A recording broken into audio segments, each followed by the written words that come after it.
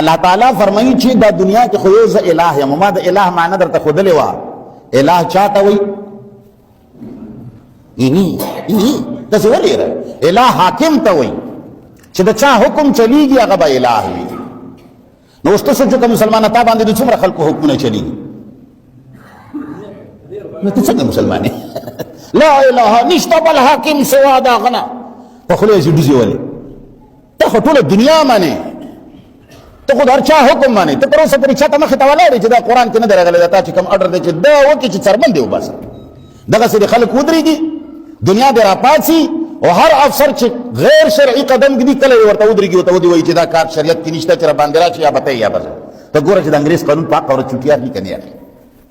خو چې یو کور له ته ورځې بې ادبي ما زه بیکاره مثالونه ورکوم دې دپاره چې خلکو کې غیرت پیدا شي. تاسو کم د عمر فاروق اولاد دی چې زه به تاسو له داسې ښه مثالونه در کوم غیرتي خلک یو غیرتي مثالونه ټول ویده لګا د دلتوب مثالونه موږ سره خلک.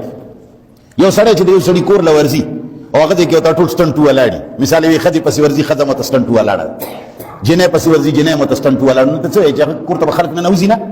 خدای رسي چې سپین ګیري پکې وګوري نو که چې ته یې منع کوي نه.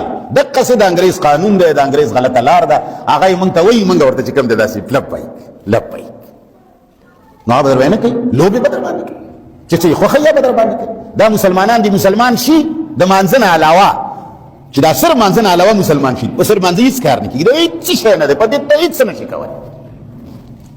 په مانځه ته چرګه نه شي حلالوی چې په دې خبره پوه وي. دا د الله تعالی یو حکم دی، زموږ یقین دی چې پخوانو کتابونو کې راغلی دی، فرض دی، بس صرف فرض دی. نه دا د ایمان نه اوچت دی، نه د عدل نه اوچت دی، نه د جهاد نه اوچت دی، نه د انسانیت نه اوچت دی، نه چې کوم دی خلکو سره خیر ښېګڼې نه اوچت دی. ته صحیح په عدل او په ایمان باندې ودرېږه چې کله تا ته یو سړی غیر شرعي درځي ورته وایي چې دا خبره در سره نشم منلی، او ټول مسلمان دی بل مسلمان سره ورونه شي چې بهی دا زما ورور دی، شرع خلاف به پرې نه راځي. ته ګوره چې په هغه ورځ باندې انګریزان تا نه خو برطانیې کې حکمران تللی دی، تا نه قانون د انګریز نه دی تللی، تا له هغه دا ځای جوړ کړی دی، په تا باندې یو سړی مقرر کړی دی چې بس زما او مقر زور دی او مغه کار دی، بجې صرف چهرې دي بدلي. نو الله فرمایي ام لهم شرکا، آیا دوی لره شته دي شریکان؟ دوی چېرته ما سره نور خدایان لکه چې شته. شرعو لهم چې مقرر کړي دي دوی دپاره من الدین د دین نه ما هغه طریقې او هغه قوانین لم یعظم به الله چې د هغې اجازت الله نه دی ورکړی. د الله تعالی داسې تعجب سره د انسان نه پوښتنه کوي، ولې الله ته پته نشته؟ خو دا پوښتنه انسان تا نه په دې کوي چې ته لږ سوچ وکړې. لکه ته چې خپل زوی ته ووایي چې هلکه زه ستا پلار نه یم، ما نه سوا ستا بل پلار شته. د دې دا معنی ده چې کني تا شک دی پکې، د دې دا مطلب دی چې دا زوی د ته پویول غواړي. نو الله فرمایي چې آیا ام لهم شرکاء، آیا دوی لرا د دوی په عقیده کې د دوی په مذهب او په دین کې شریکان شته زما چې زما حکم سره د هغه حکم چلیږي؟ شرعو لهم چې مقرر کړي دي دوی ته من الدین قانون نه دین نه ما هغه طریقې او قوانین لم یعظم به الله چې د هغې الله ډو اجازت نه دی ورکړی. الله فرمایي ما نه بغیر ستاسو کوم اله دی؟ موږ ورته وایي چې پروردګار تا ته خو زموږ ډېر خدایان دي، ته خبر نه یې. بخاري زموږ خدای دی، د هغه حکمونه منو. کته چې دا د پیغمبر حکمونه وي ستا هغه پلار به ثابت نه کړي، دا د ټوکو خبرې نه دي، ستا پلار به ثابت نه کړي. 2,500 کاله پس لیکلی شوی او دا رای ده د محدثینو. ځکه ورپسې وایي او کما قال رسول الله، کله روایت وایي بیا ورپسې او کما قال، یا لکه څنګه چې رسول الله ویلي دي. ولې یقین یې پرې نشته چې دا به رسول ویلي یو که نه؟ یقین سره هیڅوک نشي ویلی، دا نسبت یقیني نه دی. نسبت صرف د قرآن یقیني دی چې دا د الله خبره ده، د بل چا خبره. قرآن کې چېرته دا راغلي دي چې دا آیت ضعیف دی، دا صحیح دی؟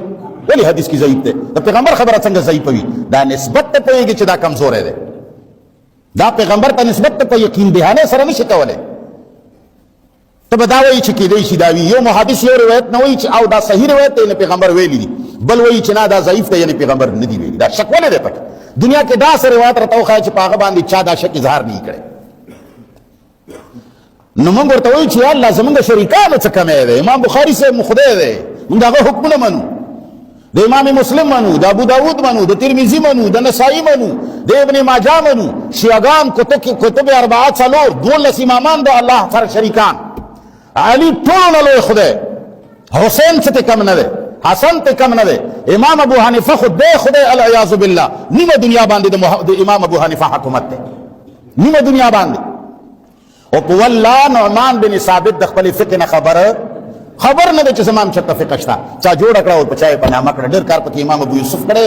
دا د سرکار یو داسې پرورده و لکه څنګه چې زمونږ نن غټ مفتی اعظم پاکستان، مفتی اعظم هند، دا د سرکار پرورده وي چې دا لوی مفتی اعظمان جوړېږي. دغسې خلق. امام شافعي څوک و؟ غټ کتابونه په خلکو لیکلي دي، کلام یې پې کړی دی چې دا څنګه سړی و. ادریس شافعي، امام مالک، امام احمد، دا زمونږ خدایان دي. من دغه خبره د الله د خبرې نه. او بیا په دیوبند کې خدایان د چا اشرف علي خدای دی. بل ورځ مې یو ملا اورېده، هغه وایي چې د دیوبند اوسنی مفتی چې کوم وفات شو سعید پالنپوري، وایي چې د فتوا نه ماته داسې بوی راځي. د فتوی وایي داسې ټیک نه دي، ځکه چې اشرف علي لیکلي دي دا او دی وایي دا. نو ولته چې اشرف علي سره تعالی دا ولې اشرف علي خدای دی؟ قرآن سره وتعالى قرآن باندې رد کا، په قرآن باندې قائم کا. کمنه قرآن سره توافق وخایا او کنه منی قرآن سره اختلاف. تو چې اشرف علي دا لیکلي دي او دا وایي اشرف علي ستان رحمت الله علیه دا فرمان اشرف علي څوک موږ خو نه پیژنو. آمنت بالله وملائکته وکتبه ورسله واليوم الاخر کې او چې دې کړي موږ نه پیژنو. من کتابونه آسماني په دې پیژنو چې الله ویلي دي چې آسماني کتابونه به مانه. من رسولان په دې پیژنو چې الله ویلي دي چې دا زما رسولان دي. منګه یوم الاخرت ځکه منو چې الله ویلي دي چې یوم الاخرت کړي. من ته د آخرت پته شته؟ چا دنیا قیامت لیدلې ده؟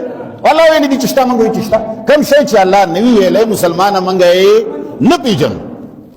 نو الله فرمایي ام لهم شرکا، آیا دغو خلقو لره شریکان شته؟